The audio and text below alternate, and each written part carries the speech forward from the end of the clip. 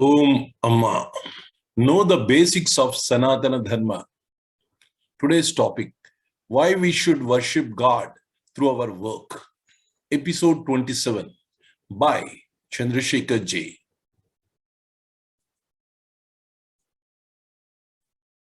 Dear friends, in India, we see business people start business every day after worshipping the God.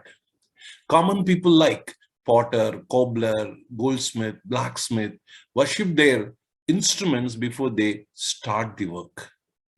Even big corporate houses offer their first product to temples as a gesture of worship.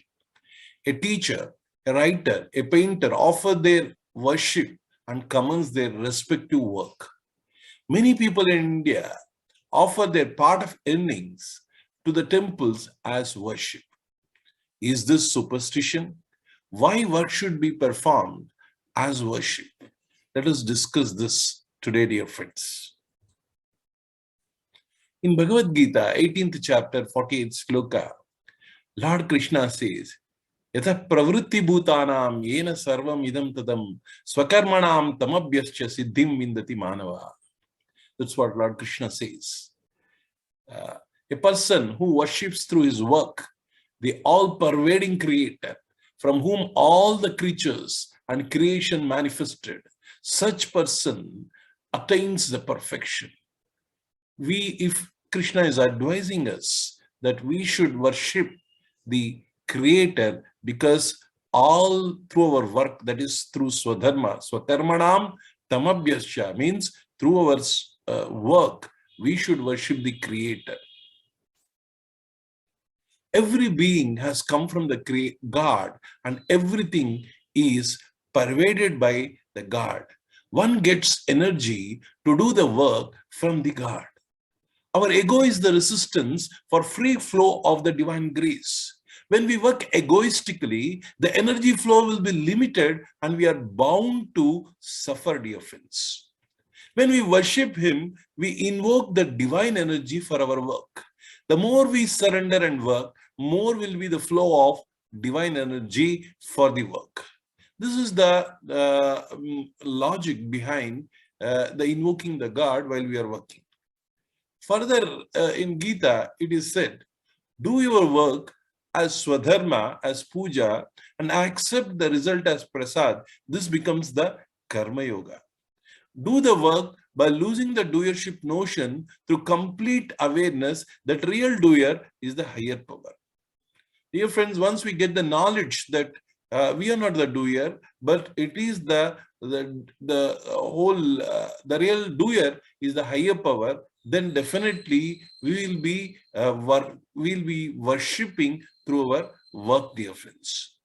Do the work thinking that you are the instrument in the hands of God.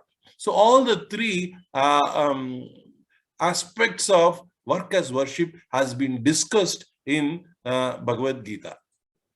Now, Swami Vivekananda says, God is in everything. Where else shall we go to find Him?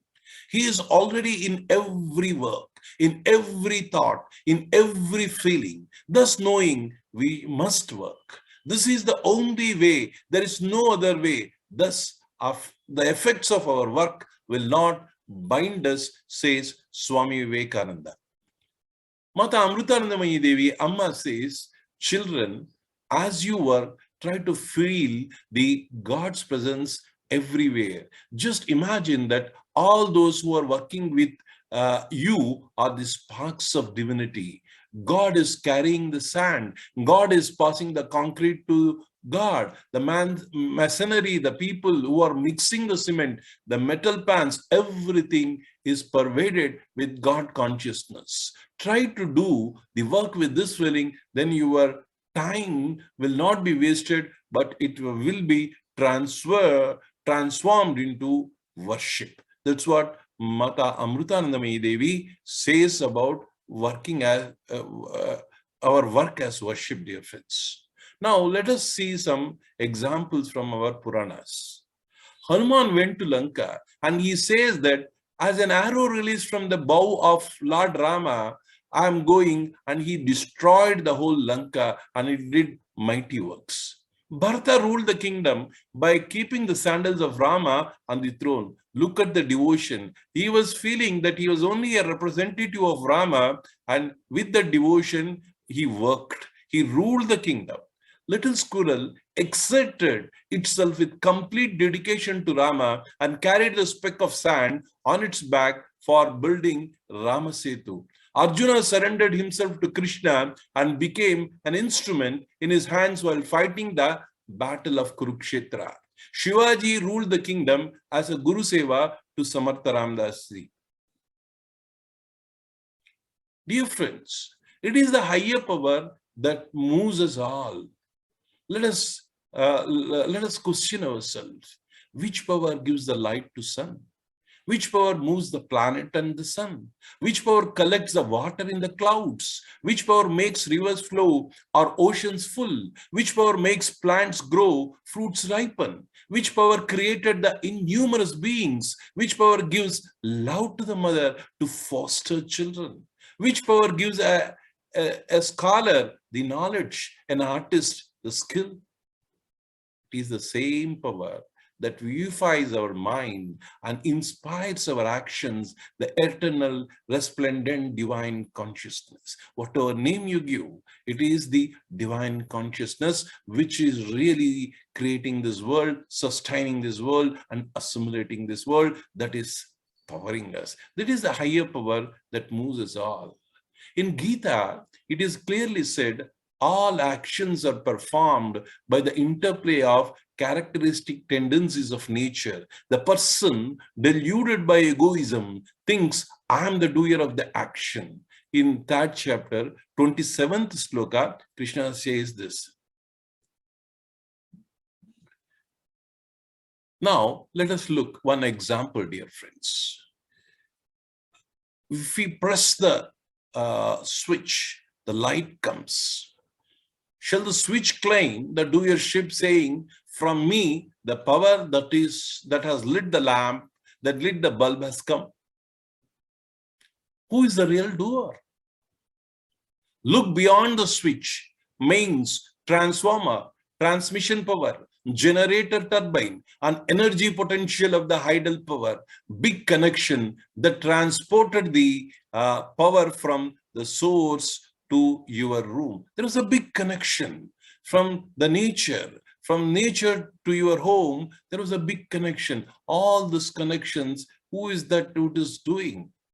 It is a real power. Recognize the dynamics of the higher system that lit the bulb. Recognize the higher system. It is not the switch, but it is the higher system behind the switch that really made the bulb to lit in our room. Dear friends, now your hand collects the food and places in the mouth. Shall the hand claim the doership, saying, because of me, the body got the energy? Look beyond the hand and mouth. Who is digesting the food and producing the energy? The built-in system is doing that for you, the inbuilt system within us. Remember, you are not even conscious of the digestion process that is happening within you. So, dear friends, who is the real doer? Recognize the dynamics of the higher system that digests the food. You get into an aeroplane or train or bus and say, I travel. Your efforts end as you get into the transport system. The system carries you miles and miles. Who makes the journey? You say, I. But in reality, the system carries you. Who is the real doer? Recognize the dynamism of the higher system that carries you.